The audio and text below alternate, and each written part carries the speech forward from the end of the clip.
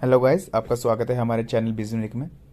आप जब भी कोई बिज़नेस स्टार्ट करना चाह रहे हैं, आप चाहते हैं कि मैं कोई नया इनकम सोर्स स्टार्ट करूं, अपना एक बिज़नेस स्टार्ट करूं, छोटे लेवल से स्टार्ट करूं, स्टार्टिंग लेवल से स्टार्ट करूं, तो आप सोचते हैं कि मैं किस तरह के बिज़नेस में रजिस्टर करना चाहिए मुझे। तो उनमें से एक आता है सोल प्रोप्राइटरशिप। और भी बहुत सारे तरीके होते हैं जिनके बारे में हम आगे की वीडियोज़ में जरूर बात करेंगे। आज हम बात करेंगे सोल प्रोप्राइटरशिप के बारे में। तो आज इस वीडियो में का मेरा मेन मकसद है मैं आपको बताऊं कि सोल प्रोप्राइटरशिप होती क्या है, इसके बारे में डिटेल जानकारी दूं। सोल प्रोप्राइटरशिप को चेक किया जाए, कैसे किया जाता है ऑनलाइन, कि कहाँ जाके हम चेक करें कि ये बिज़नेस रजिस्टर्ड है नहीं है, या इसकी क्या डिटेल्स हैं, वो कैसे चेक करें वो बताएंगे हम आपको। सोल प्रोप्राइटरशिप को रजिस्ट्रेशन करने के लिए किन किन चीज़ों की ज़रूरत पड़ेगी या किस किस तरह के लाइसेंस की ज़रूरत पड़ेगी, उसके बारे में बताएंगे आपको।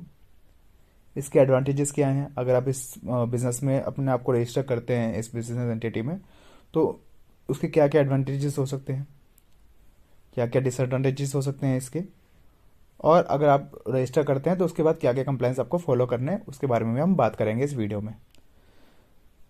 तो आगे अब हम इस बात को स्टार्ट करते हैं कि सोल प्रोप्राइटरशिप होता क्या है। अब सोल प्रोप्राइटरशिप जो है हिंदुस्तान की सबसे पुरानी और सबसे आसान बिजनेस स्ट्रक्चर है एक तरह से। इसमें एक ही बंदे का, एक ही इंसान का मैनेजमेंट होता है, उसी बंदे का डिसीजन माना जाता है, वही पूरा बिजनेस कंट्रोल करता है, और उस बंदे को जो है या उस व्यक्ति को प्रोपराइटर बोला जाता है सोल प्रोप्राइटरशिप में। ये इसमें जो है सबसे इस अगर आप कोई बिजनेस, छोटा बिजनेस स्टार्ट करना चाह रहे हैं या छोटे लेवल से स्टार्ट करना चाह रहे हैं, छोटा बिजनेस नहीं कहूँगा, छोटे लेवल से स्टार्ट करना चाह रहे हैं पहले, तो ये सबसे आसान तरीका है। तो इसमें सबसे कम कंप्लाइंसेस भी हैं इस बिजनेस को रजिस्टर करने के लिए, और रजिस्ट्रेशन करने के बाद भी बहुत कम कंप्लाइंसेस हैं, लीगल कंप्लाइंसेस बहुत कम है इसमें।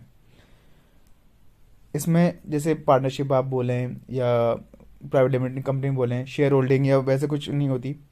और इसमें जो इस बिजनेस में जो है जो प्रोपराइटर है वही बिजनेस चलाता है, और जो प्रोपराइटर है और बिजनेस है दोनों को एक ही चीज़ माना जाता है। तो जितनी भी लाइबिलिटी होंगी, एसेट्स होंगी, वो एक प्रोपराइटर के ऊपर ही कंडक्ट की जाएंगी। जैसा मैंने बताया, ये जो सोल प्रोप्राइटरशिप है ये उन बिजनेस के लिए ज़्यादा अच्छा है जैसे छोटे लेवल पे स्टार्ट होने जा रहे हैं, स्मॉल बिजनेस स्टार्ट करना चाह रहे हैं, या जिनमें 5 एम्प्लॉयज़ से भी कम है, तो ज़्यादा बड़ा खर्चा नहीं करना चाह रहे, ज़्यादा कंप्लाइंसेस में नहीं जाना चाह रहे, तो उनके लिए ये सोल प्रोप्राइटरशिप बहुत अच्छी है। आप उसमें जाकर रजिस्टर अपने आप को कर सकते हैं। अब चेक कैसे करें ऑनलाइन जाकर, ये भी होता है अगर आप चाहते हैं। देखिए, सोल प्रोप्राइटरशिप जो है ऐसे कोई रजिस्टर्ड, बहुत ही अनऑर्गेनाइज्ड सेक्टर में आता है सोल प्रोप्राइटरशिप। अगर आपके पास कुछ आपके डॉक्यूमेंट्स हैं उनके थ्रू भी आप स्टार्ट कर सकते हैं, बहुत ही आसान है इसे ऑन करना। तो ऐसे कोई स्पेशल प्लेटफॉर्म नहीं है जहाँ पे आप सोल प्रोप्राइटरशिप चेक कर सकते हैं कि कंपनी सोल प्रोप्राइटरशिप में रजिस्टर्ड है या नहीं है, जैसे आप प्राइवेट लिमिटेड कंपनी से चेक कर सकते हैं, वैसा नहीं है। बट हाँ, अगर जीएसटी रजिस्टर्ड है कंपनी, सोल प्रोप्राइटर ने कोई जीएसटी नंबर ले रखा है, उन्होंने रजिस्ट्रेशन करा रखा है, तो उस जीएसटी नंबर से आप चेक कर सकते हैं कि कौन सी कंपनी के लिए है और वो कुछ तरह की एंटिटी में रजिस्टर्ड है, जैसे सोल प्रोप्राइटरशिप में रजिस्टर्ड है या नहीं है, तो वहाँ से आप चेक कर सकते हैं इस चीज़ को। अब आपको क्या क्या रिक्वायरमेंट्स है सोल प्रोप्राइटरशिप में रजिस्टर करने के लिए, ये चीज़ जानना बहुत ज़रूरी है जब आप अगर आप बिज़नेस के लिए आगे जाना चाहते हैं। सबसे पहले आपके पास अपना पैन कार्ड होना चाहिए, बिकॉज सोल प्रोप्राइटरशिप में जो पैन कार्ड है, जो जिस व्यक्ति का पैन कार्ड यूज़ हो रहा है और जो बिज़नेस है, दोनों का पैन कार्ड एक ही होगा। तो वही बंदे का पैन कार्ड होगा, वही बिज़नेस का पैन कार्ड होगा, इसमें मैंने कहा कि दोनों एक ही चीज़ है। आपके पास आपका आधार कार्ड होना चाहिए। आपको जीएसटी रजिस्ट्रेशन कराना है, इसके लिए आजकल बहुत सारे ऑनलाइन कंपनीज हैं, बहुत सारे ऑनलाइन आप जाएंगे ना, तो जब आप सोल पार्टनरशिप कराएंगे तो साथ में जीएसटी रजिस्ट्रेशन भी करके देते हैं, बहुत ही मिनिमल फीस लेते हैं। आप जाके चेक कर सकते हैं, आप जाके या तो उनके ऑफिस में जाके भी आप डायरेक्टली रजिस्ट्रेशन करा सकते हैं। तो बहुत सारे तरीके हैं, उसके बारे में भी कभी आगे वीडियो जरूर बनाएंगे कि जीएसटी रजिस्ट्रेशन आप ऑनलाइन कैसे कर सकते हैं या ऑफिस में जाके कैसे कर सकते हैं, वो भी मैं आपको जरूर बताऊंगा आगे चल के। उद्यम रजिस्ट्रेशन यानी एमएसएमई रजिस्ट्रेशन का सर्टिफिकेट होना चाहिए आपका। सोल प्रोप्राइटरशिप छोटे लेवल पे करते हैं तो MSME, micro small medium enterprises का एक सर्टिफिकेट आता है, वो लेना होता है आपको। आपके पास एक बैंक अकाउंट होना चाहिए। मैं आपको सजेस्ट करूंगा, सोल प्रोप्राइटरशिप वैसे आप अपना सेविंग अकाउंट को यूज कर सकते हैं, बट मैं आपको सजेस्ट करूंगा कि अगर आप करंट अकाउंट के साथ जाए, क्योंकि अगर आप जीएसटी नंबर ले रहे हो तो करंट अकाउंट के साथ जाना जरूरी हो जाता है, मैंडेटरी हो जाता है। बट करंट अकाउंट के साथ जाना सही रहता है, जिसमें आप अपने बिजनेस की सारी एक्टिविटीज़ देख सकते हैं और उसी के साथ आप आगे बढ़ सकते हैं। और आगे चल के आपका बिजनेस बढ़ता है, ग्रो करता है, तो ये करंट अकाउंट में भी बहुत हेल्पफुल होता है आपको ओपन करना, तो बैंक अकाउंट के साथ आप जा सकते हैं करंट अकाउंट। एक ये हर एक स्टेट के लिए एप्लीकेबल नहीं है, ये जो पॉइंट है shops and establishment act registration. कुछ कुछ स्टेट्स हैं, कुछ कुछ एरियाज ऐसे हैं जहाँ पे, या कुछ कुछ बिजनेस इंडस्ट्रीज ऐसी हैं जिनमें आप एंटर कर रहे हैं, वहाँ पे शॉप्स और एस्टेब्लिशमेंट एक्ट का भी आपको सर्टिफिकेट लेना पड़ता है। इसके अलावा कुछ अलग तरह के लाइसेंसेस की जरूरत पड़ती है। कुछ स्पेसिफिक इंडस्ट्रीज़ हैं, स्टेट है, कुछ लोकल रेगुलेशंस भी होते हैं कई सारे बिजनेसेस पे, तो उसके अकॉर्डिंगली आपको लाइसेंस और रजिस्ट्रेशन के लिए अलग अलग डॉक्यूमेंटेशन भी लेने पड़ते हैं इस चीज़ में।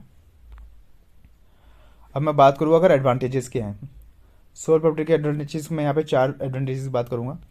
सबसे पहला, इजी रजिस्ट्रेशन प्रोसेस, बहुत ही आसान है, सिंपल है। आपका पैन कार्ड है आपके पास, आपका आधार कार्ड है आपके पास, अपने डॉक्यूमेंट्स है, आप जाइए ऑनलाइन जाइए या ऑफिस में जाइए, वहाँ पे जाके अपना फॉर्म भरिए, रजिस्ट्रेशन कीजिए और आपके पास आपका सोल प्रॉपर्टीशिप का बिजनेस स्टार्ट हो जाएगा। बहुत ही लोअर कंप्लाइंसेस हैं। आप एक बार बिजनेस स्टार्ट करते हैं तो आपके पास इतनी ज़्यादा लीगल वो कंप्लाइंसेस नहीं होती, बहुत ही कम कंप्लाइंसेस होती हैं, कुछ स्पेसिफिक होते हैं। मैं आपके कंप्लाइंसेस बताऊंगा आपको क्या क्या है। बहुत ही कम कंप्लाइंसेस हैं जिसके थ्रू आप इसको स्टार्ट कर सकते हैं। बहुत ही ज़्यादा लीगल तरीके में आपको जाने की जरूरत नहीं पड़ेगी इसमें, बहुत ज़्यादा लीगल होल्ड नहीं है इसमें। सिंप्लिसिटी, बहुत ही सिंपल है, इसमें कोई शेयर होल्डिंग पैटर्न नहीं है, कोई पार्टनरशिप डीड नहीं है, ये नहीं है वो नहीं है, कुछ नहीं है, आसान है। एक बंदा है, वही कंट्रोल कर रहा है, वही डिसीजन ले रहा है, वही बिजनेस को मैनेज कर रहा है। और लास्ट है बिजनेस डिसीजन, जैसे मैं बताया एक ही बंदे का कंट्रोल है, तो वही जो उसका डिसीजन होगा वही फाइनल डिसीजन माना जाएगा कंपनी में। वहीं अगर हम डिसएडवांटेजेस बात करें जाए, मैं 4 डिसएडवांटेजेस बताऊंगा इसकी। अगर आप सोल पार्टनरशिप में रजिस्टर करना चाहते हैं तो इनको भी जरूर ध्यान रखिएगा हमेशा। सबसे पहली बात, फंडिंग। आप जब सोल पार्टनरशिप में रजिस्टर करते हैं तो आप किसी भी तरह की फंडिंग रेज नहीं कर सकते, ये सबसे बड़ा ड्रॉबैक है। जैसे प्राइवेट लिमिटेड, वो प्राइवेट लिमिटेड कंपनी और दूसरी कंपनीज में आता है, वो हम आगे चल के बात करेंगे। बस इस तरह के बिजनेस एंटिटी में अगर आप रजिस्टर करते हैं तो आप फंडिंग नहीं उठा सकते, कैपिटल रेज नहीं कर सकते। दूसरा है बिजनेस कंटिन्यूटी। अगर किसी कारणवश जो सोल प्रोप्राइटरशिप जिसके नाम से या जिसके पैन कार्ड से बिजनेस रजिस्टर्ड है या बिजनेस चल रहा है, अगर उनकी किसी वजह से डेथ हो जाती है तो बिजनेस वहीं पे बंद हो जाता है, उसको आप पास ऑन नहीं कर सकते। तीसरा, पर्सनल लायबिलिटी। देखिए इसमें जो है बिजनेस और पर्सन दोनों एक ही हैं, तो अगर बिजनेस के ऊपर कोई लायबिलिटी आती है, कुछ कोई डेट्स आते हैं, कोई कर्जे हैं या कुछ भी है, तो वो उस पर्सनल बंदे की एसेट्स से, अगर वो नहीं दे पा रहे हैं, बिजनेस के थ्रू नहीं दे पा रहे हैं, तो उसके पर्सनल बिजनेस के एसेट से भी, पर्सनल एसेट से भी इसको रिकवर किया जा सकता है। देखिए मैंने कहा छोटे, जैसे मैंने बताया छोटे बिजनेस, छोटे लेवल पे अगर आप स्टार्ट करना चाहते हैं तो वहाँ पे ये बिजनेस एंटिटी बहुत सही है, सोल प्रॉपर्टी आप रजिस्टर कर सकते हैं। बट आप जहाँ पे ग्रोथ स्टेज आ जाती है, ज़्यादा लंबे समय के लिए आप सोच रहे हैं और आगे ग्रो करना चाह रहे हैं, तब आपको अपना बिजनेस एंटिटी चेंज करना पड़ सकता है। तो और जैसे आप फंडिंग नहीं उठा सकते, मैंने बताया कि बैंक से फंडिंग नहीं उठा सकते, ग्रो करने के लिए आपको एक्सपेंशन के लिए पैसे चाहिए होंगे, तब आप इसके थ्रू नहीं जा सकते। अब कंप्लाइंसेस क्या क्या हैं, अगर आप मान लीजिए आपने सोल प्रोटेक्शन में रजिस्टर किया तो आपको क्या क्या कंप्लाइंस फॉलो करने पड़ेंगे, सबसे पहले मैं बताता हूँ। इनकम टैक्स फाइलिंग, ये बहुत ही, यह मैंने 90% लोगों के साथ देखा है, वो सोल प्रोटेक्शन में रजिस्टर तो कर लेते हैं बट अपना ITR फाइल नहीं करते हैं। सबसे पहला काम, आप अपना ITR फाइल कीजिए। जैसे आप रजिस्टर करते हैं, आपके पास रजिस्ट्रेशन सर्टिफिकेट आ गया, आप ITR फाइल कर दीजिए। ITR आपको ITR 3, ITR 4 सेम जो पर्सनल इनकम टैक्स में जो फाइलिंग होती है उसी के थ्रू आपको अपना ITR इनकम टैक्स रिटर्न आपको फाइल करना पड़ता है, कोई अलग से ITR की जरूरत नहीं है इसमें। अब आप बिजनेस इनकम कहाँ दिखाएंगे, जैसे मैंने बताया कि आपको पर्सनल इनकम में दिखाना है, तो बिजनेस की जो इनकम है वो भी पर्सनल दिखानी पड़ेगी, बिकॉज पर्सन और बिजनेस दोनों एक ही है, तो आप उसी में ही अपना सारी बिजनेस की इनकम दिखा सकते हैं।